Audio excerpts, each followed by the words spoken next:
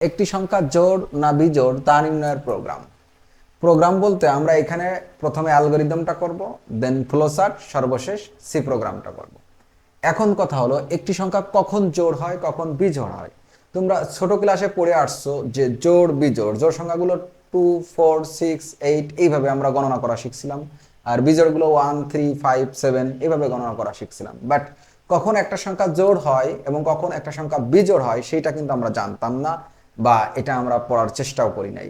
আমরা এই ক্লাসে শিখবো তাহলে একটি সংখ্যা কখন জোড় হয় এবং কখন বিজোড় হয়। একটি সংখ্যা জোড় বিজোড় নির্ণয় করার জন্য একটা সূত্র ব্যবহার করতে হয়। সূত্রটা একটু দেখো, যে n মডিউলাস 2 ইকুয়াল 0। এই যে এই সূত্রের মাধ্যমে বের করতে হয় যে একটা সংখ্যা জোড় না বিজোড়। এখানে n মানে বোঝাচ্ছে হলো একটি সংখ্যা, তার মানে আমরা এখানে একটা সংখ্যার নাম দিয়েছি হলো n, যার ভিতরে একটা সংখ্যা বা সাংখ্যিক ডেটা স্টোর হবে, থাকবে। মনে করো n এর মান মানে n এর ভিতরে 18 সংখ্যাটি রাখা হলো। n হলো চলক আর এর ভিতরে ডেটা ঢুকতেছে কত, 18। তো n এর ভিতরে 18 রাখা হলো। এখন 18কে এই যে মডুলাস করা হলো কত দিয়ে, 2 দিয়ে। ঠিক আছে, মডুলাস যেটাকে তোমরা পার্সেন্ট বলেছিনো, এটার নাম হলো মডুলাস বা মডিউলাস। এই মডিউলাসের কাজ হলো ভাগশেষ বের করে। মডুলাসের কাজ কি, ভাগশেষ বের করে। তোমরা যে সি প্রোগ্রাম শিখতেছো, সি প্রোগ্রামে অপারেটর মানে বিভিন্ন গাণিতিক চিহ্ন, এই অপারেটরগুলোর ভিতরে এক ধরনের অপারেটর আছে যার নাম হলো অ্যারিথমেটিক অপারেটর। অ্যারিথমেটিক অপারেটর হলো 5টা। একটা হলো যোগ, আর একটা হলো বিয়োগ, আর একটা হলো এরকম গুণ, আর একটা ভাগ, আর একটা হলো এই মডুলাস।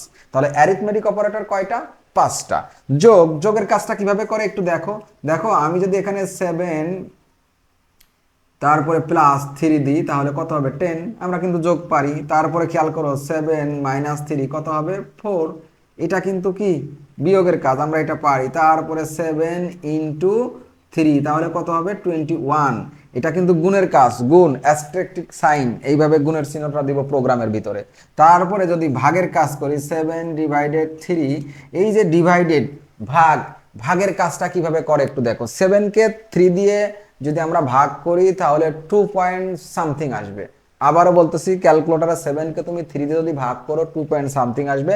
এখন কথা হলো এখানে পয়েন্ট আসবে, কিন্তু মনে রাখবা এই যে 7কে 3 দিয়ে ভাগ করতেছি, 7কে 3 দিয়ে ভাগ করতেছি তাহলে কত হবে, 3 দুগুণে 6, ভাগশেষ 1। তাহলে এই যে ভাগফল, এই যে ভাগ শেষ, এই ভাগফল, এটা হলো এই যে এই ডিভাইডেডের কাজ। প্রোগ্রামে এই ডিভাইডেড তাহলে কি করে, ভাগফল বের করে। প্রোগ্রামে এই ডিভাইডেড কি করে, ভাগফল বের করে। কখনোই পয়েন্ট আনা যাবে না, ভাগশেষ আনা যাবে না, ভাগফল বের করে। এই ডিভাইডেড কি করে, ভাগফল বের করে।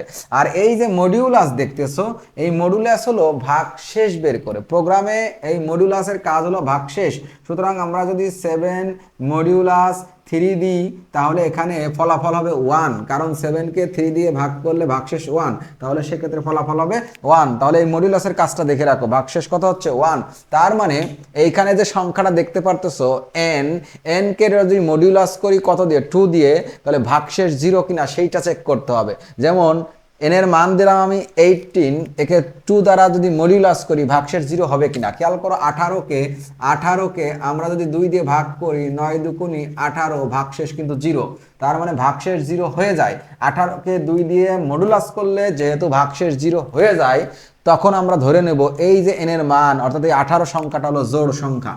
18 সংখ্যাটা কি সংখ্যা, জোড় সংখ্যা। তাহলে একটা সংখ্যা জোড় কখন হয়, যখন ওই সংখ্যাটাকে 2 দিয়ে মডুলাস করলে, অর্থাৎ ভাগ করলে ভাগশেষ যদি 0 হয়। মডুলাস মানে ভাগশেষ বের করবে। 2 দিয়ে মডুলাস করলে মানে 2 দিয়ে ভাগ করলে ভাগশেষ যদি 0 হয়ে যায় তাহলে ওই সংখ্যাটা হলো জোড় সংখ্যা। আর যদি 0 না হয় ওইটা হলো বিজোড় সংখ্যা। দেখো খেয়াল করো, আমি যদি n এর মান 18 না দিয়ে এখানে n এর মান 19 ব্যবহার করতাম, সেক্ষেত্রে 19কে 2 দ্বারা যদি মডিউলাস করি, তো 19কে আমরা যদি 2 দ্বারা ভাগ করি, ভাগ করে দেখো 9 দুগুণে 18, ভাগশেষ 1। এক্ষেত্রে ভাগশেষ কিন্তু 0 হয় না। ভাগশেষ কি 0 হয়, ভাগশেষ 0 হয় না, ভাগশেষ 1 হয়। ভাগশেষ যেহেতু 0 হয় না, সেহেতু এখন যে n এর মানটা দেখতে পারতেছো 19, এইটা হলো বিজোড়। এটা হলো কি, এটা হলো বিজোড় সংখ্যা। ঠিক আছে, তাহলে একেবারেই সহজ কথা যে একটি সংখ্যাকে 2 দ্বারা মডিউলাস করলে, অর্থাৎ ভাগ করলে ভাগশেষ 0 যদি হয়ে যায় তাহলে ওই সংখ্যাটা জোড়, ভাগশেষ 0 যদি না হয় তাহলে ওই সংখ্যাটা বিজোড়। এই হলো জোড় বিজোড় চেনার সূত্র। এখন কিন্তু অ্যালগরিদম লিখতে পারি। প্রোগ্রামের প্রথম শর্ত হলো অ্যালগরিদম করব, তারপরে ফ্লোচার্ট করব। অ্যালগরিদম ফ্লোচার্ট দেখে দেখে প্রোগ্রামটা আমাদের কাছে ইজি হয়ে যাবে, তারপর আমরা প্রোগ্রামটা করব। প্রথমে আমরা এইখানে অ্যালগরিদমটা করি। খেয়াল করো, অ্যালগরিদম অ্যালগরিদম অ্যালগরিদমটা একটা সংখ্যা জোড় না বিজোড়, অ্যালগরিদমটা করব আমরা এখানে ইংরেজিতে লিখতে পারি, বাংলায়ও লিখতে পারি। আমি আজকের এই প্রোগ্রামটা বাংলায় লিখতেছি। তোমরা জানো অ্যালগরিদম হলো কোনো সমস্যা সমাধানের ক্ষেত্রে ধাপে ধাপে যৌক্তিকভাবে যে ধারা বর্ণনা দেওয়া হয়, যে লিখিত ধারা বর্ণনা দেওয়া হয়, সেটাকে অ্যালগরিদম বলে।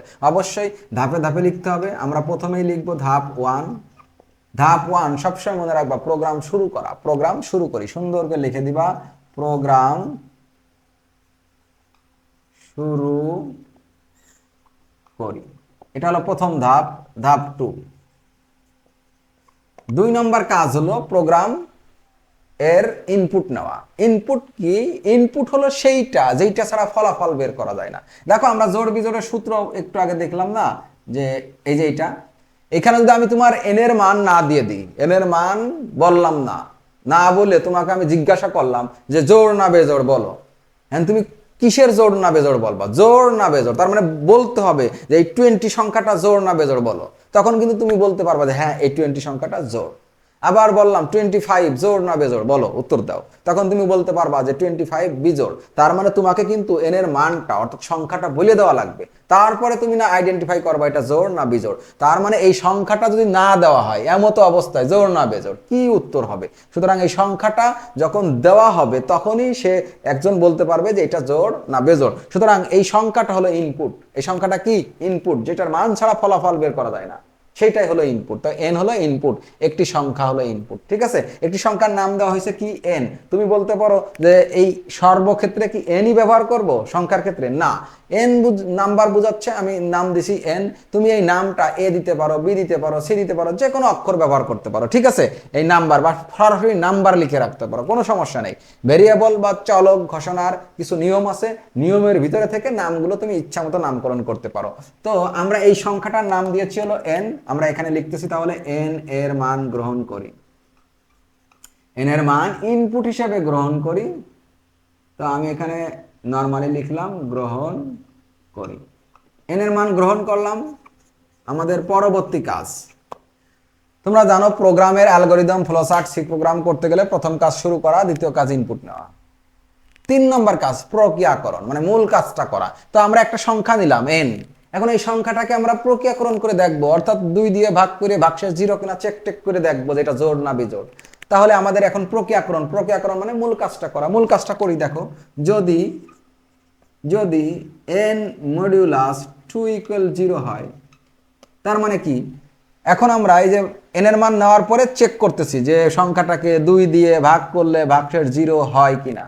যদি 0 হয় তার মানে ওটা কি? জোড় সংখ্যা। তাহলে যদি এই কাজটা অর্থাৎ সংখ্যাটাকে 2 দিয়ে ভাগ করে ভাগশেষ 0 হয়, তাহলে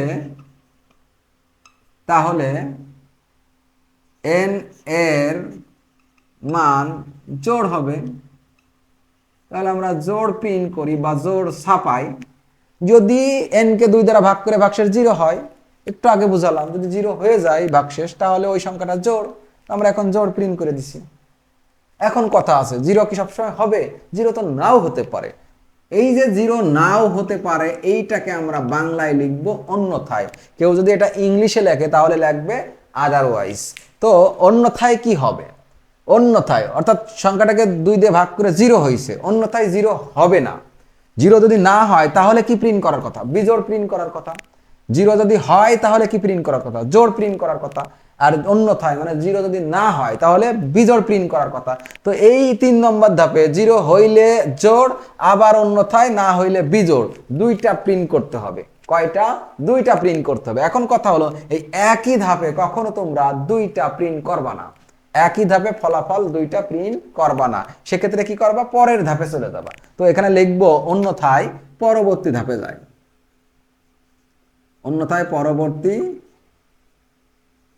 ধাপে যায়। পরবর্তী ধাপ বলতে কত নম্বর ধাপ? পরবর্তী ধাপ বলতে 3 এর পরে 4 নম্বর ধাপ। আমরা কিন্তু এখনো ওই ভাগ করার ভিতরে আছি। প্রক্রিয়াকরণের ভিতরে আছি। তার মানে এখান থেকে প্রক্রিয়াকরণটা শুরু হয়েছে, এটা শুরু ছিল, এটা ইনপুট নেওয়া ছিল, এটা প্রক্রিয়াকরণ শুরু হয়েছে। সংখ্যাটাকে 2 দিয়ে ভাগ করে দেখবো, ভাগশেষ যদি 0 হয় তাহলে জোড় প্রিন্ট করে দেবো, অন্যথায় পরের ধাপে চলে গেছি। কেন গেছি তোমরা জানো, যে অন্যথায় এখানে বিজোড় হওয়ার কথা, তো এক ধাপে আমরা 2টা প্রিন্ট করব না, তাই পরের ধাপে যে এই কাজটা করব। তো অন্যথায় কি, অন্যথায় এটা 0 হবে না, আর 0 হবে না মানে কি, বিজোড় প্রিন্ট করব। তো এখানে লিখে দিই যে অন্যথায় n এর মান বিজোড় প্রিন্ট করি। এইখানেই মজাটা, ভালো করে খেয়াল করে দেখো, যদি সংখ্যাটাকে 2 দিয়ে ভাগ করে ভাগশেষ 0 হয় তাহলে জোড় প্রিন্ট করি, অন্যথায় এখানে লেখার কথা ছিল বিজোড় প্রিন্ট করি। কিন্তু ওই যে বলছি এক ধাপে 2টা লেখা যায় না বিদায় ওইটা পরের ধাপে যে লিখছি যে n এর মান বিজোড় প্রিন্ট করি। তার মানে এই সেন্টেন্সটা এখানে হওয়ার কথা ছিল, কিন্তু আমরা একই ধাপে 2টা প্রিন্ট হয়ে যায় বিদায় ওই সেন্টেন্সটা আমরা পরের ধাপে যে লিখলাম, কারণ অ্যালগরিদমের শর্তই হলো ধাপে ধাপে লিখতে হবে, সহজবদ্ধভাবে লিখতে হবে, স্পষ্ট করে লিখতে হবে, যত সংক্ষিপ্ত করে লিখে বোঝানো যায় সেটা করতে হবে। তাহলে আমরা লিখলাম, ধাপে ধাপে লিখতেছি। পরবর্তী কাজ, তোমরা জানো যে প্রোগ্রাম শুরু করা, n এর মান গ্রহণ করা মানে ইনপুট নেওয়া, তারপরে এই যে 2টা ধাপ মিলে হলো আমাদের প্রক্রিয়াকরণ হয়েছে, যে ভাগশেষ 0 হইলে জোড়, অন্যথায় মানে না হইলে বিজোড়। তার মানে এই 2টা ধাপ মূলত প্রক্রিয়াকরণ, প্রসেসিং। এখন প্রসেসিং এর পরের কাজ কি, ফলাফল প্রিন্ট করা। ফলাফল প্রিন্ট করা, প্রসেসিং এর পরের কাজ ফলাফল প্রিন্ট করা। কিন্তু এখানে খেয়াল করে দেখো, আমরা কিন্তু অলরেডি n এর মান জোড় হবে না বিজোড় হবে প্রিন্ট করে দিছি। প্রিন্ট যেহেতু করে দিছি তাহলে ফলাফল প্রিন্ট হয়ে গেছে। এখন আমাদের কাজ কি, ফলাফল প্রিন্ট করার পরের কাজ হলো প্রোগ্রাম শেষ করা। প্রোগ্রাম তাহলে আমরা শেষ করে দিই, প্রোগ্রাম শেষ করি। এইখানে এই অ্যালগরিদমটা আমি অন্য আরেকভাবে করে দিতে পারতাম, এইখানে আমি আরো একটা ধাপ বৃদ্ধি করে প্রোগ্রামটা আরেকভাবে করতে পারতাম। তোমাদের যদি সেইটা লাগে সেটা আমি আরেকটা ক্লাসে দেখাই দিব, আপাতত এই ক্লাসে এইটাই থাক। এটা ছিল অ্যালগরিদম। আবার একটু রিভিশন দাও। প্রোগ্রাম শুরু করি, n এর মান গ্রহণ করলাম, কারণ এই মানটা ছাড়া কিন্তু আমরা বলতে পারবো না যে জোড় না বিজোড়। n এর মান নেওয়ার পরে n এর মানকে আমরা 2 দিয়ে ভাগ করলাম, ভাগশেষ যদি 0 হয় তাহলে জোড়, না হইলে পরের ধাপে যে লিখে দিলাম বিজোড়, কারণ জোড় যদি না হয় সেই সংখ্যাটা কি, বিজোড়। সহজ কথা। তারপরে প্রোগ্রাম শেষ করে দিলাম। এখন এই অ্যালগরিদম দেখে দেখে আমরা ফ্লোচার্টটা তৈরি করব। ফ্লোচার্ট তৈরি করতে গেলে কতগুলো প্রতীক জানতে হবে। যেমন শুরু করার জন্য কোন প্রতীক, শুরু করার জন্য টার্মিনাল প্রতীক, বা এর আরেক নাম আছে ওভাল প্রতীক। তো আমরা এই প্রতীকটা ব্যবহার করতেছি শুরু করার জন্য। এই যে খেয়াল করো, টার্মিনাল প্রতীক, এর মাঝখানে আমরা স্টার্ট লিখে দিলাম, প্রোগ্রাম শুরু করে দিলাম। তারপরে 2 নম্বর কাজ কি, 2 নম্বর কাজ হলো ইনপুট নেওয়া। ইনপুট নেওয়া, খেয়াল করো, ইনপুট কি, n এর মান গ্রহণ করি। তার মানে ইনপুট এখানে কে, n। এই সূত্রের ভিতরে তাকাইলেও ঠিক পাবা, শুধুমাত্র n, বা বলা আছে একটি সংখ্যা, তাহলে ইনপুট হলো ওই সংখ্যাটা, একটা সংখ্যা। এখানে লিখবো ইনপুট, ইনপুট হলো n। তাহলে ইনপুট নিলাম। তারপরে একটু খেয়াল করতো, ইনপুট নেওয়ার পরে প্রক্রিয়াকরণ শুরু। প্রক্রিয়াকরণে কি বলা হয়েছে, যে সংখ্যাটাকে আমরা 2 দিয়ে ভাগ করব, ভাগশেষ 0 কিনা চেক করব। কখনো কখনো 0 হবে, কখনো কখনো 0 হবে না। জোড়ের ক্ষেত্রে 0 হবে, বেজোড়ের ক্ষেত্রে 0 হবে না। এখন তার মানে কি, সিদ্ধান্ত নিতে হবে যে আমি যে সংখ্যাটা নিলাম এই সংখ্যাটা 0 হবে কি হবে না, সিদ্ধান্ত নিতে হবে। এই যে সিদ্ধান্ত নিতে হবে, এক্ষেত্রে যে প্রতীকটা ব্যবহার করা হয় ওইটা হলো সিদ্ধান্ত প্রতীক। আমাদের যখনই প্রোগ্রামে সিদ্ধান্ত নেওয়ার প্রয়োজন পড়বে, অর্থাৎ কোনো কোশ্চেন করা হবে, কোশ্চেনের উত্তর একাধিক হইতে পারে, কোশ্চেনের উত্তর একাধিক হইতে পারে, বা 2টা হইতে পারে, বলতে পারো ইয়েস আর নো, ট্রু আর ফলস। তো এই সমস্ত ক্ষেত্রে আমরা একটা ডিসিশন মেকিং সিম্বল ব্যবহার করব, যেটাকে সিদ্ধান্ত প্রতীক বলে।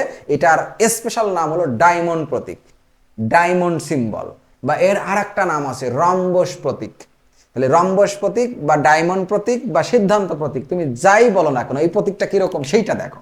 সিদ্ধান্ত প্রতীকটা এই যে এরকম, খেয়াল করে দেখো, এটা হলো সিদ্ধান্ত প্রতীক। ডায়মন্ডের মতো অনেকটা দেখা যাবে, সিদ্ধান্ত প্রতীক, ঠিক আছে, ডায়মন্ড প্রতীক বা রম্বস প্রতীক বলতে পারো। তো এই রম্বস প্রতীক এটা সুন্দর করে অঙ্কন করা, আর কি একটু তেড়া বেঁকা আমারটা হয়তো বা হয়েছে। তো সিদ্ধান্ত প্রতীক এইখানে এই যে 3 নম্বর ধাপ, কিন্তু কারণ এটা হলো ইনপুট নেওয়া, তো ইনপুট নেওয়ার পরের কাজই তো সিদ্ধান্ত নিতে হবে। এই যে এটা ভাগশেষ 0 হইছে কি হয় নাই, হইলে জোড়, না হইলে বিজোড়, সহজ কথা। তো এক্ষেত্রে আমাদের 2টা অপশন হবে, একটা হলো ইয়েস, বা আমরা লিখতে পারি ট্রু, তুমি যে কোনো একটা লিখবা, আর একটা হলো নো, বা লিখতে পারি ফলস। ইয়েস বা ট্রু যদি হয়, ইয়েস বা ট্রু যদি হয়, তোমরা বুঝতে পারতেছো এইখানে কি লিখবো। এইখানে লিখবো হলো যদি, এই যে ইফ, যদি n modulus 2 n modulus 2 equal 0 হয়। এই যে দেখো কোশ্চেন করা হয়েছে, অর্থাৎ এই কন্ডিশনটা, এই শর্তটা তোমরা দিয়ে দিবা যে যদি এই শর্ত মোতাবেক যদি সংখ্যাটাকে 2 দিয়ে ভাগ করে ভাগশেষ 0 হয়, তো ভাগশেষ 0 হইলে কি করার কথা, ভাগশেষ 0 যদি হয় তাহলে জোড় প্রিন্ট করব। কি প্রিন্ট করব? জোড় প্রিন্ট করব। এইখানে সুন্দর করে প্রিন্ট করার জন্য কোন প্রতীক? প্রিন্ট করার জন্য হলো সামান্তরিক প্রতীক, সেই প্রতীকটা ব্যবহার করব। এই যে সামান্তরিক প্রতীক, এইখানে লিখব প্রিন্ট, জোড় প্রিন্ট করব। ভালো করে দেখো কি প্রিন্ট করব? জোড় প্রিন্ট করব। এখন জোড় যে প্রিন্ট করবা, জোড়ের ইংলিশ জানতে হবে। জোড়ের ইংলিশ হলো ইভেন। জোড়ের ইংলিশ কি? ইভেন। এইটা ছোট ক্লাসে জোড় বিজোড় পড়ে আসছো, বাট মনে হয় কখনো শিক্ষকরা এই জোড় বিজোড়ের ইংলিশ বলে না, আমার যতটুকু মনে পড়ে আমার সময় বলে নাই। তো সেক্ষেত্রে এই জোড়ের ইংলিশটা এখন তোমরা জানতে পারলা যে জোড় যে প্রিন্ট করব, প্রিন্ট ইভেন। ইভেন মানে হলো জোড়, বানানটা দেখো E V E N, even. Print even মানে ওই সংখ্যাটা জোড়, যদি ভাগ করে 2 দিয়ে ভাগ করে ভাগশেষ যদি 0 হয়ে যায় ওই সংখ্যাটা জোড়। আর যদি 0 না হয়, এই যে দেখো যদি 0 না হয়, আমরা কিন্তু জানি ফলাফল প্রিন্ট করতে গেলে সামান্তরিক। আবার যারা জানো না তারা আবার কনফিউজ হয়ে যাবা যে ইনপুট নাই সামান্তরিক দিয়ে শুরু করে, টার্মিনাল প্রতীক দিয়ে, সিদ্ধান্ত প্রতীক দিয়ে যে সিদ্ধান্ত নিতে হয়, কোশ্চেন মার্ক থাকে যেটা হবে কি না। যদি হয় তাহলে জোড় প্রিন্ট করলাম, প্রিন্ট করতে গেলে সামান্তরিক প্রতীক এই যে দিলাম। আবার যদি না হয়, না হয় মানে অন্যথায়, নো মানে অন্যথায়, তো অন্যথায় কি পরের ধাপে যে লেখা আছে দেখো বিজোড় প্রিন্ট করি, তার মানে এইখানে হবে হলো বিজোড় প্রিন্ট করা। আমরা এখানে সুন্দর করে লিখে দিব প্রিন্ট বিজোড়। এখন বিজোড়ের ইংলিশ কি? বিজোড়ের ইংলিশ হলো odd, O double D, O double T, odd. তো বিজোড় প্রিন্ট করলাম, জোড় প্রিন্ট করলাম। যদি কন্ডিশন শর্ত ট্রু হয়ে যায় তাহলে জোড় প্রিন্ট করব, শর্ত যদি ফলস হয় বিজোড় প্রিন্ট করব। জোড় বিজোড় প্রিন্ট করা শেষ, প্রোগ্রামটা শেষ করার কথা, তাই না? প্রিন্ট করার পরে প্রোগ্রামটা শেষ করার কথা। প্রোগ্রাম শেষ করব, কিন্তু খেয়াল করো ফলাফল কিন্তু একের অধিক, মানে এটা জোড়ও হইতে পারে বিজোড়ও হইতে পারে, মানে দুই দিকেই আছে। এই সমস্ত ক্ষেত্রে অর্থাৎ দুই জায়গা প্রিন্ট আছে, এমত অবস্থায় আমরা এই দুইটাকে কানেক্টর দিয়ে আটকাবো। কি দিয়ে আটকাবো? ঠিক এভাবে কানেক্টর দিয়ে আটকাবো। কানেক্টর দেখো, খেয়াল করো এই চিহ্নটার নাম কানেক্টর, ছোট্ট একটা বৃত্তের মতো। কানেক্টর দিয়ে আটকাবো, তীর চিহ্ন দিয়ে বোঝাবো যে এই কানেক্টরে যে জোড়া লাগতেছে। কানেক্টর দিয়ে আটকিয়ে তারপরে আমরা প্রোগ্রামটা শেষ করে দেব। প্রোগ্রামটা শেষ করে কোন প্রতীক দিয়ে? একই প্রতীক, শুরুর জন্য যেই প্রতীক ঠিক সেই একই প্রতীক, ঠিক আছে, ওভাল প্রতীক। এখানে লিখে দিব এন্ড। এই হলো ছিল এই যে অ্যালগরিদমটার ফ্লোচার্ট, অর্থাৎ একটি সংখ্যা জোড় না বিজোড় তা নির্ণয়ের ফ্লোচার্ট। এখানে উদাহরণস্বরূপ দেখো ইনপুট এন, মানে এন এর একটা মান নিতে হবে। আমি এন এর মান নিচ্ছি মনে করো 20, এন ইকুয়াল কত নিলাম? 20। আমি একটু প্র্যাকটিক্যাল মতো বোঝাচ্ছি, তোমাদের প্র্যাকটিক্যাল লাগবে না, তোমরা শুধু এই মূল বিষয়টা লিখবা। তো এন এর মান 20 নিলাম বোঝানোর জন্য। এন এর মান 20 যদি নিই, এন এর মান 20 নেওয়ার পরে যদি এন কে এখন 2 দিয়ে ভাগ করব, তো এন এর মান কত নিচ্ছি? 20। তার মানে এখানে 20 কে ভাগ মডুলাস হবে কত দিয়ে? 2 দিয়ে, ইকুয়াল। এখন খেয়াল করে দেখো 20 কে যদি 2 দিয়ে ভাগ করি, 20 কে 2 দিয়ে ভাগ করলে 10 দুগুণে 20, ভাগশেষ 0, তাই লিখলাম ভাগশেষ 0। তা আমরা বলছি যদি ভাগশেষ 0 হয়, তার মানে ভাগশেষ 0 তো হয়ে গেছে। ভাগশেষ 0 হইলে কি প্রিন্ট করার কথা? জোড়। তার মানে এই 20 সংখ্যাটা হলো জোড়। 20 সংখ্যাটা কি প্রিন্ট করবে? জোড়। এবং এই যে দেখো দাগ দিয়ে এসে কানেক্টর দিয়ে নেমে প্রোগ্রাম শেষ করবে। তার মানে যে সংখ্যাটা জোড় তার তো আর বিজোড় হওয়ার অপশন নাই, তাই দেখো সে জোড় হওয়ার পরে প্রোগ্রামটা শেষ। আবার এখানে যদি 19 নিই, 19 ব্যবহার করলাম, সেক্ষেত্রে 19 কে 2 দিয়ে মডুলাস করলে ভাগশেষ কি 0 হবে? হবে না। 19 কে 2 দিয়ে ভাগ করে দেখো, 9 দুগুণে 18, 1 অবশিষ্ট থাকে, কত? 1। তো সেক্ষেত্রে ভাগশেষ কিন্তু 0 হয় নাই, হইলে এদিকে যাইতাম, যেহেতু হয় না এদিকে যাব, তাহলে এদিকে এসে দেখো বিজোড় প্রিন্ট করলাম, তার মানে এই 19 সংখ্যাটা হলো বিজোড় এবং প্রোগ্রাম শেষ। তার মানে যখন জোড় হবে এদিক দিয়ে এসে প্রোগ্রাম শেষ, বিজোড় হলে বিজোড় প্রিন্ট করে প্রোগ্রাম শেষ। কতটা ইজি, ঠিক আছে? এই ছিল হলো ফ্লোচার্ট। এখন আমরা এইটার সি প্রোগ্রামটা তৈরি করব। আমি এইখানে এই অ্যালগরিদমটা মুছে দিচ্ছি, তোমরা অবশ্যই স্ক্রিনশট দিয়ে খাতা উঠাবা। তারপরে আমি এইটা একটু মুছে দিচ্ছি, এইটা মুছে দিয়ে আমি এইখানে আমাদের সি প্রোগ্রামটা করব। এখানে সি প্রোগ্রামটা করতেছি, খেয়াল করে দেখো, হ্যাশট্যাগ ইনক্লুড stdio.header, এইটা হলো আমাদের হেডার ফাইল সংযুক্ত করলাম, standard input output dot header. তারপরে ইন্ট স্পেস দিয়ে মেইন ফাংশন শুরু করলাম। তোমরা ভালো করে খেয়াল করো যে একটি সংখ্যা জোড় না বিজোড় তা নির্ণয়ের প্রোগ্রাম করবে, এটা হলো বেসিক স্ট্রাকচার। তোমরা জানো প্রোগ্রামের বেসিক গঠনে এই যে হ্যাশট্যাগ ইনক্লুড stdio.header, এইটা একটা header file, standard input output dot header dot H এক্সটেনশনযুক্ত ফাইলকে হেডার ফাইল থেকে, যেখানে প্রোগ্রামের আভ্যন্তরীণ বিভিন্ন ফাংশনের প্রোটোটাইপ উল্লেখ থাকে। এখন হলো এই হেডার ফাইলটা যুক্ত করছি মূলত আমরা ইনপুট এবং আউটপুট নেওয়ার জন্য। প্রোগ্রামের ভিতরে যখন আমরা ইনপুট নিব স্ক্যানএফ ব্যবহার করে, এবং যখন আউটপুট দেখাবো প্রিন্টএফ ব্যবহার করে। এই যে স্ক্যানএফ প্রিন্টএফ দুটো লাইব্রেরি ফাংশন, এদের জন্য এই হেডার ফাইলটা যুক্ত করা হয়েছে এই সেকশনটাতে। এই সেকশনটার নাম হলো লিঙ্ক সেকশন। লিঙ্ক সেকশনের গঠনটা দেখে রাখো, hashtag include left angle right angle ব্র্যাকেটের মাঝখানে তোমার হলো হেডার ফাইলটা যুক্ত করতে হয়। তাহলে হেডার ফাইল যুক্ত করে দিলাম, এটা প্রোগ্রামের আবশ্যিক সেকশন, দিতেই হবে। তারপরে আসো মেইন ফাংশন সেকশন শুরু হলো, ইন্ট স্পেস মেইন ফাংশন। তাহলে মেইন কিন্তু একটা ফাংশন চিনবো, এই যে ওয়ার্ডের পরে ফার্স্ট ব্র্যাকেট থাকে এরকম, তখন বুঝে নেবো এটা একটা ফাংশন, ঠিক আছে। তো মেইন ফাংশন শুরু হয় সেকেন্ড ব্র্যাকেট থেকে, শেষ হয় সেকেন্ড ব্র্যাকেটের ভিতরে। এই মেইন ফাংশনের অভ্যন্তরে মোট 5টা কাজ করতে হয়। কয়টা? 5টা কাজ। 1 নম্বর কাজ হলো ভেরিয়েবল ঘোষণা। 1 নম্বর কাজ ভেরিয়েবল বা চলক ঘোষণা, ভেরিয়েবল বা বাংলায় বলতে পারি চলক ঘোষণা। সি প্রোগ্রাম করতে গেলে 1 নম্বর কাজ কি? ভেরিয়েবল বা চলক ঘোষণা। ভেরিয়েবল বা চলক কোনটা খেয়াল করো, এখানে এই প্রোগ্রামে তাকিয়ে দেখো, এই এন ছাড়া কোনো চলক নাই। চলক হলো আমরা যে নামটা দিই, যেখানে ডেটা থাকবে। তো এন এর ভিতরে মান দিছিলাম, যেমন 19 রাখছি, 20 রাখছি, যে কোনো সংখ্যা রাখতে পারি। তো এন এর ভিতরে একটা সংখ্যা স্টোর হয়, তার মানে এন যে নামটা দিছি একটা সংখ্যার, এই এন একটা ভ্যালু সংখ্যা স্টোর করতেছে। প্রোগ্রামে ডেটা রাখার জন্য যে নাম দেওয়া হয় ওই নামগুলোকে চলক বা ভেরিয়েবল বলে। তো এইখানে চলক শুধুমাত্র এন, কারণ এন এখানে সংখ্যা স্টোর করতেছে, বাকি কোনো কিছু কিন্তু সংখ্যা স্টোর করে না। তো সেক্ষেত্রে আমরা এখানে ঘোষণা করব হলো ইন্ট দিয়ে। ভালো করে একটা ইন্টারেস্টিং বিষয় দেখো, জোড় বেজোড় সংখ্যাগুলো কি, যদি জোড়গুলো বলি 2 4 6 8, বিজোড় বললে 1 3 5 7। তো এক্ষেত্রে কিন্তু পূর্ণ সংখ্যা নিয়ে কাজ করা হয়।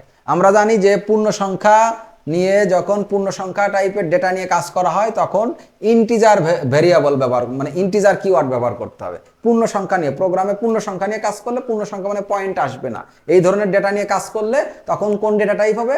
Integer data type. আর ইন্টিজার ডেটা টাইপে কি কিওয়ার্ড ব্যবহার করা হয়? Int keyword. আর যদি ভগ্নাংশযুক্ত সংখ্যা নিয়ে কাজ করা হয় তাহলে ফ্লট ডেটা টাইপ হবে। ফ্লট ডেটা টাইপের কিওয়ার্ড কি? ফ্লট। তো আমাদের এখানে পূর্ণ সংখ্যা নিয়ে কাজ করতেছি, তাই এখানে আমরা কি করব? ইন ব্যবহার করব। ইন দিয়ে একটা স্পেস দেব, একটা কি দিব? স্পেস। একটা স্পেস দিয়ে ভেরিয়েবল লিখবো। ভেরিয়েবল একটাই মাত্র আছে, এন। এরপরে ভেরিয়েবল কি আর আছে? নাই। ভেরিয়েবল না থাকলে প্রোগ্রাম এই স্টেটমেন্টটাতে সেমিকোলন দিয়ে এই স্টেটমেন্টটা শেষ করব। তাহলে স্টেটমেন্ট একটা শেষ হলো। এই যে লাইনটা করলাম না, এটা হলো ভেরিয়েবল বা চলক ঘোষণা। চলক ছিলই একটা, সেই একটা চলকটা হলো পূর্ণ সংখ্যা স্টোর করবে, এটা দ্বারা তাই বোঝা যাচ্ছে। চলক ঘোষণা করলাম।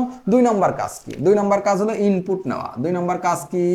2 নম্বর কাজ হলো ইনপুট নেব। ইনপুট নেয় কি দিয়ে? ইনপুট নেয় স্ক্যানএফ দিয়ে। ইনপুটটাই হলো স্ক্যানএফ নামক লাইব্রেরি ফাংশন দিয়ে। তোমরা পূর্বের প্রোগ্রামগুলো করলে এটা তোমাদের কাছে অনেকটা ইজি হয়ে যাবে। স্ক্যানএফ দ্বারা ইনপুট নেয়, ফার্স্ট ব্র্যাকেট, এই যে ডাবল কোটেশন। এখন এইখানে একটা ফরম্যাট স্পেসিফায়ার বসে, অর্থাৎ আমরা কয়টা ইনপুট নিচ্ছি? একটা ইনপুট এন, একটা ইনপুট নিচ্ছি, সেটা হলো এন। এবং ওই ইনপুটটা কিসে ঘোষণা করা? ইন্টিজার। তোমরা জানো ইন্টিজার হইলে মডুলাস ডি নামক ফরম্যাট স্পেসিফায়ার নিতে হয়। ফ্লট হইলে মডুলাস এফ, আর ডাবল হইলে মডুলাস এল এফ, আর ক্যারেক্টার হইলে মডুলাস সি।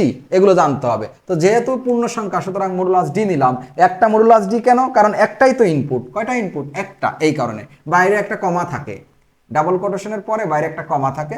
এই মানটা জমা হবে কার ভিতরে? এন এর ভিতরে। সুতরাং এখানে এম্পারস্যান্ড এন, এইভাবে ভেরিয়েবলটা, এই ভেরিয়েবলের সাথে এম্পারস্যান্ড দিয়ে মেমোরি লোকেশনটা লিখে দেব। এই ইনপুট স্টেটমেন্ট শেষ করব সেমিকোলন দিয়ে। সব সময় মনে রাখতে হবে, এইটাকে বলা হয় ইনপুট স্টেটমেন্ট। এটাকে কি বলা হয়? Input statement. তাহলে ইনপুট স্টেটমেন্ট হলো স্ক্যানএফ। ভালো করে দেখে রাখো এটার গঠনটা কিরকম থাকে। ফার্স্ট ব্র্যাকেট, ডাবল কোটেশনের মাঝে ফরম্যাট স্পেসিফায়ার, বাইরে একটা কমা, এরপরে মেমোরি লোকেশন, এম্পারস্যান্ড দিয়ে ভেরিয়েবলের নাম, ফার্স্ট ব্র্যাকেট শেষ, সেমিকোলন দিয়ে স্টেটমেন্ট শেষ, ইনপুট স্টেটমেন্ট শেষ। 3 নম্বর কাজ করব। তো 3 নম্বর কাজ করার আগে তোমরা অনেকেই জানো, পূর্বে যারা প্রোগ্রাম করছো, যে এই ইনপুট নেওয়ার জন্য একটা ইনপুট নেওয়ার ক্ষেত্রে ইউজারকে একটা মেসেজ দেওয়া হয়, যেটা প্রিন্ট এফ দ্বারা এর আগে লিখতে হয়। প্রিন্ট এফ এখানে লিখে দিচ্ছি সুন্দর করে, enter the value of N, inverted comma to inverted comma, মানে ডাবল কোটেশনের ভিতরে একটা সেন্টেন্স লেখা হয়েছে যে enter the value of N, মানে এন এর মানটা দাও। এটা ইউজারকে বলবে সফটওয়্যারে। তো এন এর মানটা দাও সেটা বলবে, ইউজার একটা এন এর মান দেবে, যেটা ইন্টিজার সংখ্যা হবে এবং সেটা এন এর ভিতরে জমা হয়ে যাবে। ঠিক আছে? তো এই যে প্রিন্ট এফের যে লাইনটা, এই স্টেটমেন্টটা শুধু এই মেসেজটা দেখাবে, ইউজারকে এই মেসেজটুকু দেখাবে, ডাবল কোটেশনের ভিতরে যে মেসেজটা দেখতেছো। এই মেসেজটা ইংরেজি দক্ষতা অনুসারে তোমরা নিজেরা লিখবা, এবং এই মেসেজটাতে কোনো ভুল ধরে না। ভুল ধরবে inverted comma, first bracket, semicolon, printf বানান, এগুলোতে ভুল ধরতে পারে। তাহলে ইনপুট নেওয়ার ক্ষেত্রে আমরা এই লাইনটা অপশনাল, করলেও হবে না করলেও হবে, কিন্তু স্ক্যানএফ হলো মূলত ইনপুট নাই, স্ক্যানএফ লাগবেই। তাহলে আমরা ইনপুট নিলাম। 3 নম্বর কাজ হলো প্রসেসিং বা প্রক্রিয়াকরণ। প্রসেসিং বা প্রক্রিয়াকরণ। প্রক্রিয়াকরণটা কিভাবে করে? এই যে দেখো, ইনপুট নেওয়ার পরে প্রসেসিং শুরু হয়েছে।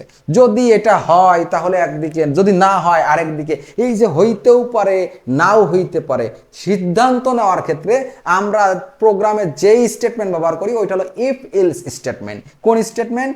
ইফ।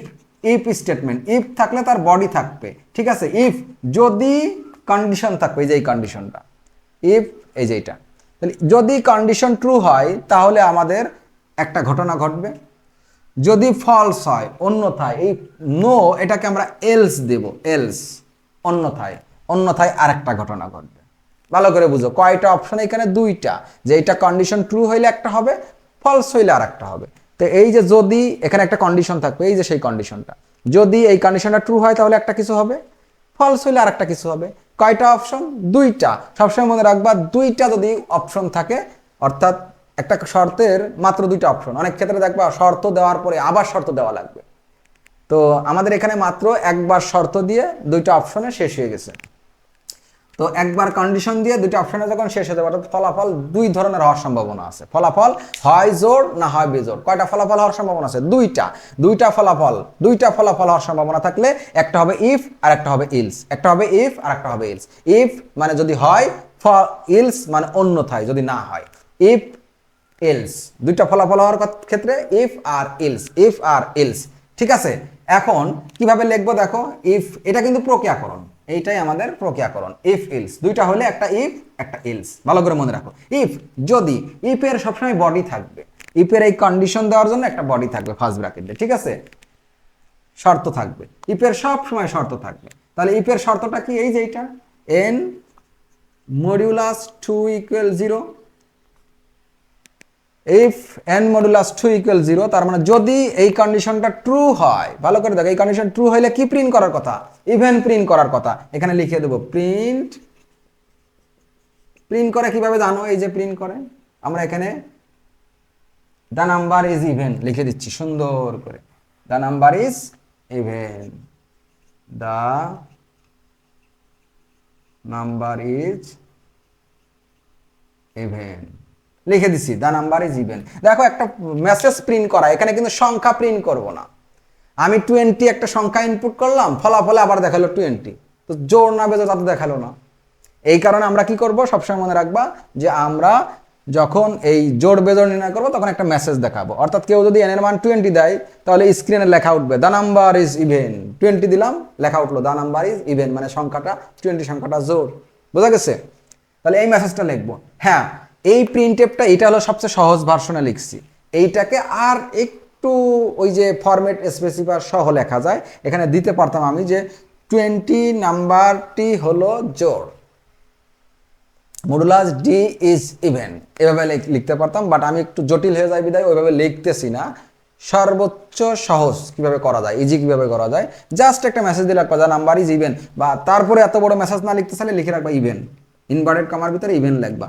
প্রিন্ট, নর্মাল প্রিন্ট, এখানে কিন্তু কোনো সংখ্যা প্রিন্ট করবো না। নর্মালি প্রিন্ট করতে হলে প্রিন্টে ফার্স্ট ব্র্যাকেট, ডাবল কোটেশনের ভিতরে একটা মেসেজ। মেসেজটা দ্য নাম্বার ইজ ইভেন লিখতে পারো, শুধু ইভেন লিখতে পারো, ফার্স্ট ব্র্যাকেট শেষ করে সেমিকোলন। এখানে মনে রাখবা প্রিন্টএফ কিন্তু আউটপুট স্টেটমেন্ট, স্ক্যানএফ কিন্তু ইনপুট স্টেটমেন্ট। ইনপুট আর আউটপুট স্টেটমেন্টের শেষে কিন্তু সেমিকোলন আছে। সি প্রোগ্রামে প্রায় সব লাইন শেষে সেমিকোলন হয়, ইফের শেষে সেমিকোলন নাই, মনে রাখতে হবে। ইফ স্টেটমেন্টে কোনো সেমিকোলন নাই, দেখো ইফের শেষে সেমিকোলন নাই, ভালো করে খেয়াল রাখতে হবে। তো যদি এটা হয়, কন্ডিশন ট্রু হয়, জোর প্রিন্ট করলো। যদি না হয়, এই যে ফলস বা নো, এই ফলস বা নো আমি বলছি, একটা যদি হয় ইফ, দ্বিতীয়টা হবে এলস। দুইটা মাত্র ফলাফল, প্রথমটা ইফ হইলে পরেরটা এলস। ইলসের এরকম কন্ডিশন থাকবে না, ইলসের কোনো কন্ডিশন নাই, মনে থাকে যেন। অর্থাৎ একটা সংখ্যা জোড় যদি না হয় তাহলে ওই সংখ্যাটা নিশ্চিত বেজোড়। একটা সংখ্যা জোড় না হইলে ওই সংখ্যাটা কি বিজোড়। আমি একটা সংখ্যা বললাম জোড় হয় নাই, তো জোড় হয় নাই মানে কি, ওটা বিজোড়। 15 একটা সংখ্যা বললাম, 15 কি জোড় না, জোড় হয় নাই। জোড় হয় নাই মানে ওই 15 সংখ্যাটা বিজোড়। তাহলে এইখানে আর এই কন্ডিশনটা লাগে না, না দিয়ে আমরা এখানে প্রিন্ট করে দিতে পারি যে বিজোড় সংখ্যা। কি প্রিন্ট করতে পারি, বিজোড়। ঠিক আছে, দ্য নাম্বার ইজ ওড। একটা মেসেজ প্রিন্ট করে দিলাম, লাইন শেষে সেমিকোলন দিলাম, এটা আউটপুট স্টেটমেন্ট। খেয়াল করে দেখো এইটুকু হলো প্রক্রিয়াকরণ। যদি এটা হয় তাহলে জোড়, ইলস অন্যথায় বিজোড়। সহজ কথা। তার মানে দুইটা ফলাফল থাকলে কিন্তু দুইটা অপশন থাকবে, একটা ইফ আর একটা ইলস। ইফের কন্ডিশন থাকবে, ইলসের কোনো কন্ডিশন নাই, কন্ডিশন ছাড়াই ওটা বেজোড়। সহজ কথা। তাহলে আমরা জোড় বিজোড় প্রিন্ট করে দিছি, সর্বশেষ প্রোগ্রামটা শেষ করব। প্রোগ্রাম শেষ করি কি দিয়ে, তোমরা জানো যে রিটার্ন স্পেস 0 প্রোগ্রামটা রিটার্ন করতে হয়, অথবা গেটস ফাংশন ব্যবহার করতে হয়। আমরা এখানে রিটার্ন ইউজ করতেছি, return RETURN, return space 0 semicolon. প্রোগ্রামটা শেষ হয়ে গেল। ঠিক আছে, এই যে অ্যালগরিদম, ফ্লোচার্ট এবং সর্বশেষ সি প্রোগ্রাম করলাম, একটি সংখ্যা জোড় না বিজোড় তা নির্ণয়ের প্রোগ্রামটা যে করলাম, এইখানে তোমাদের কোনো ধরনের কোনো কোশ্চেন আছে কিনা, তোমরা বুঝতে পারছো কিনা ক্লিয়ারলি, কোনো জায়গায় যদি কোনো বাধা পেয়ে থাকো, অর্থাৎ বুঝতে সমস্যা হয়, সেইটা কমেন্টে জানাবা। দয়া করে কমেন্টে জানাবা, আমার হোয়াটসঅ্যাপ নাম্বারে যোগাযোগ করবা। তাহলে অবশ্যই পার্সোনালি যদি কোনো কিছু বলে বোঝানো লাগে, তাও আমি বুঝিয়ে দেবো ইনশাল্লাহ।